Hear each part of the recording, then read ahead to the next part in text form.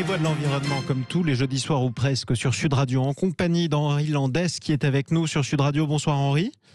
Bonsoir. Co-fondateur de la fondation Landestini. Nous sommes également, vous allez le reconnaître, avec Morad Aïtabouche. Bonsoir à vous, Morad. Bonsoir Jean-Marie. Bonsoir Henri. Vous êtes le réalisateur de la série Bonsoir, Morad. Temps pour la planète. C'est publié, c'est diffusé sur France 5. Vous êtes également le vice-président du syndicat des agences de presse. Nous allons parler ce soir de l'anniversaire de l'accident de la centrale japonaise de Fukushima. C'était il y a 10 ans.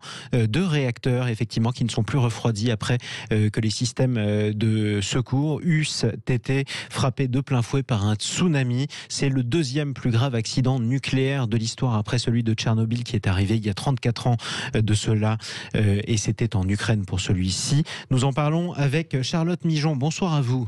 Bonsoir. Vous êtes la porte-parole du réseau Sortir du nucléaire. Vous êtes la bienvenue sur Sud Radio. Justement, la question qui nous occupe ce soir, est-ce qu'il est temps, 10 ans après l'accident de Fukushima, pour la France de sortir du nucléaire? Je vous pose peut-être cette question en premier, Morad Aïtabouche. La France est peut-être le pays d'Occident qui a le plus misé sur l'énergie nucléaire en proportion. Alors, à titre personnel, je pense qu'il faut continuer avec le nucléaire, peut-être pas, le développer. Moi, je pense que Fukushima aurait dû être un signal d'alarme pour dire il va falloir développer vraiment d'autres énergies, comme les énergies renouvelables.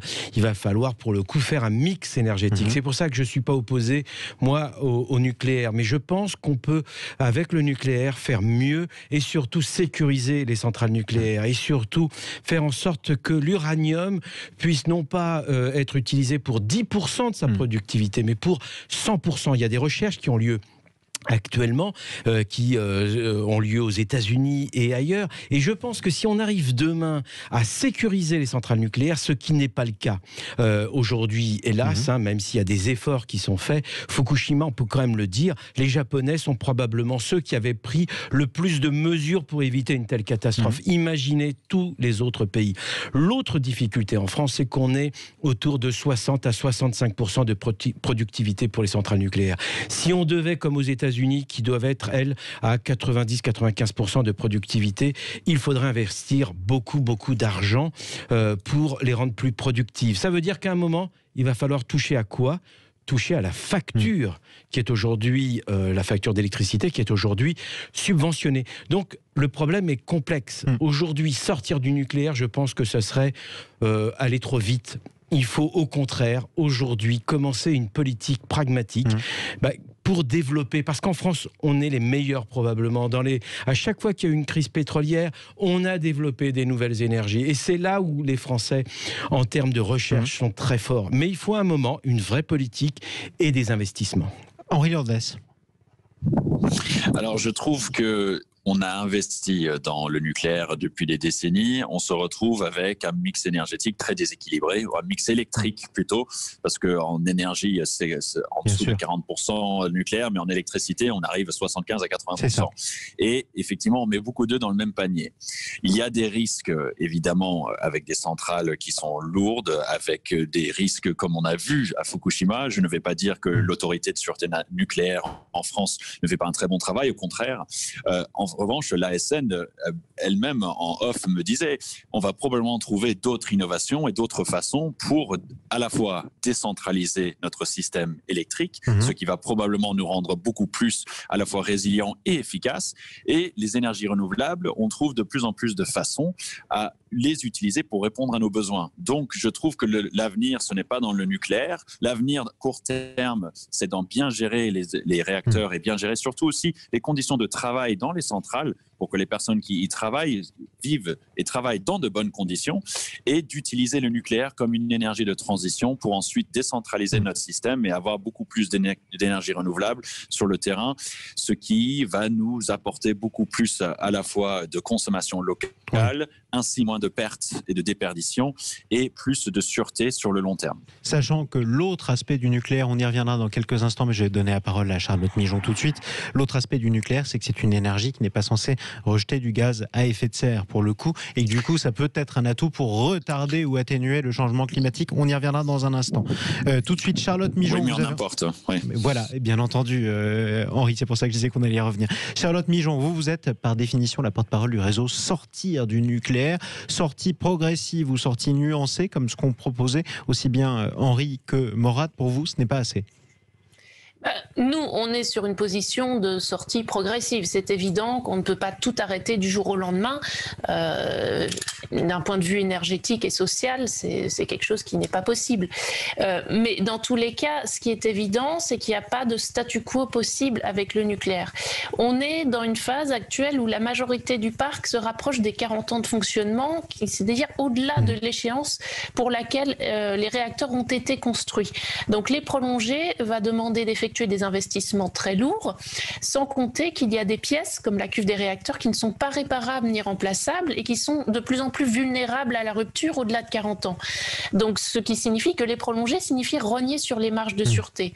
Donc il y a un problème qui se pose à la fois de sûreté, à la fois d'investissement. Est-ce qu'on choisit de faire des travaux extrêmement lourds pour des investissements qui finalement ne seront pas pérennes parce qu'il ne s'agit que de gagner 10 ans de fonctionnement et qu'on pourrait peut-être investir cet argent dans les énergies renouvelables ou surtout dans les économies d'énergie.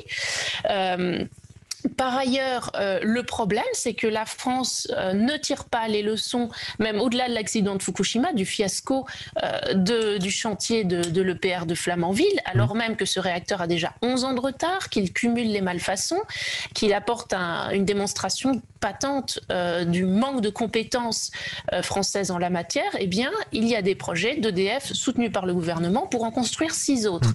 Alors, partant de là, on ne peut pas du tout parler d'énergie de transition.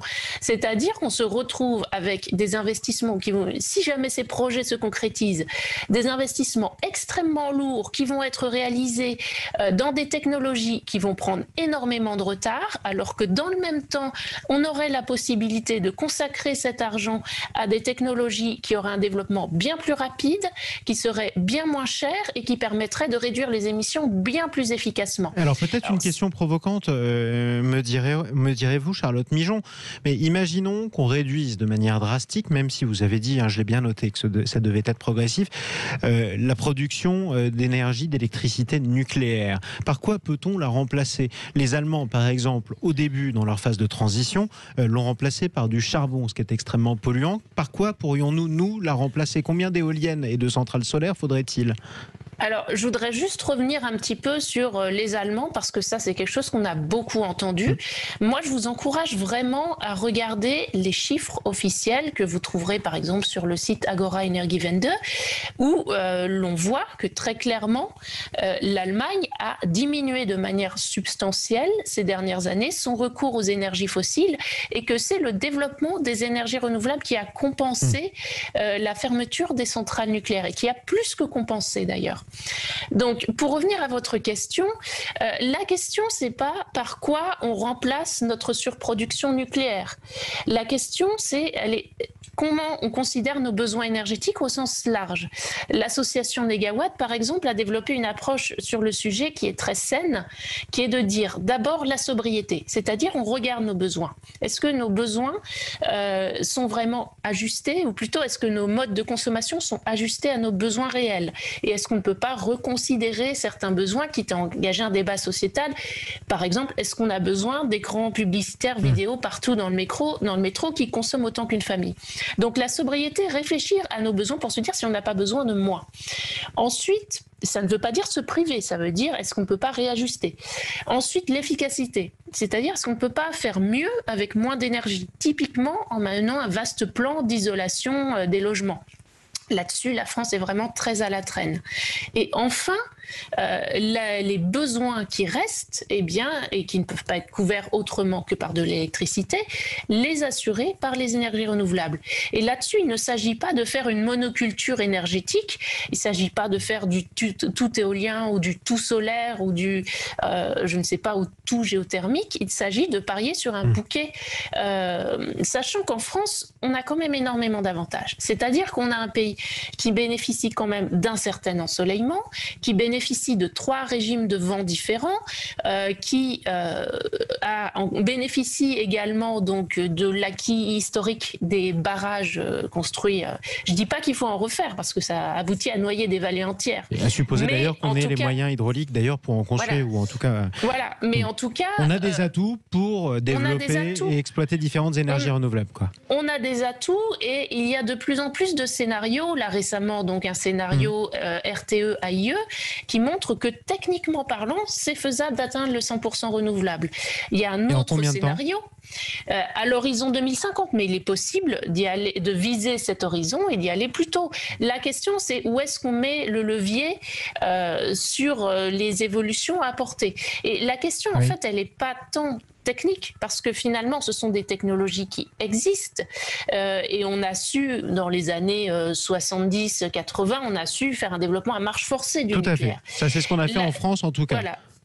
La question, elle est vraiment politique, c'est-à-dire est-ce qu'on a vraiment la volonté de se dire c'est là qu'on met le cap et c'est là-dessus qu'on décide de miser. J'aimerais donner la parole justement pour réagir à vos propos, ma chère Charlotte Mijon, à Morad Aïtabouche. Non, moi je trouve que sortir du nucléaire aujourd'hui, ça serait pour le coup aller trop vite en besogne.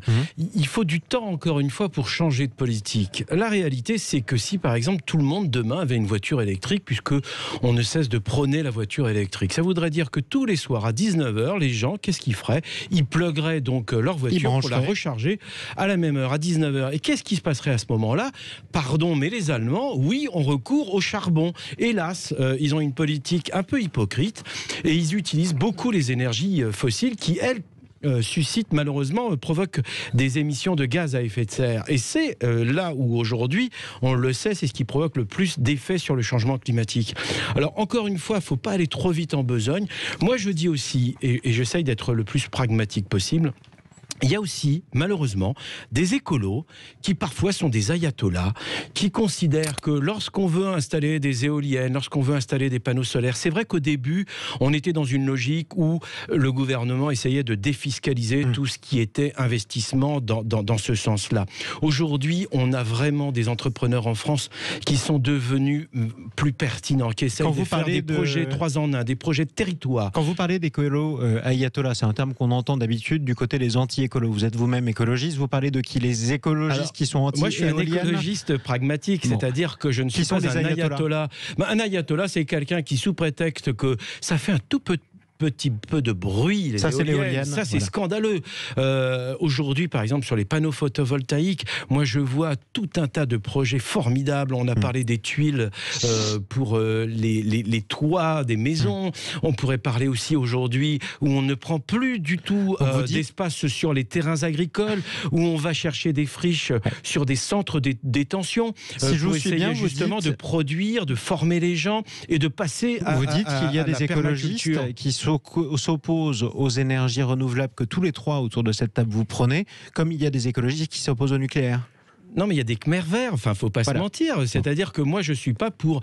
Est-ce que ça va freiner le développement de ce renouvelable dans ce cas-là? Est-ce qu'ils vont freiner le développement de l'éolien et du solaire? Aujourd'hui, il y a à la fois les lobbies, donc forcément, on sait, le lobby du nucléaire essaye de freiner cette politique qui viserait justement à aller vers plus d'énergie propre, d'éolien, de photovoltaïque, etc. Ça, c'est clair. Et puis, il y a aussi tous ceux qui, sous prétexte que ça fait un peu de bruit, sous prétexte que ça fait moche dans le paysage. Ça, c'est pour les on le dit beaucoup, oh, c'est moche. Bon, les châteaux d'eau sont moches. Et pour autant, franchement, aujourd'hui, on ne peut plus s'en passer. Mais les centrales nucléaires aussi, d'ailleurs, et pourtant, c'est vrai que ça se voit dans le paysage. C'est parfois dangereux parce que malheureusement, c'est bien utile. Moi, j'étais, pardon d'en parler, mais j'étais à la centrale nucléaire où j'aurais voulu rentrer dans la centrale nucléaire de Gravelines.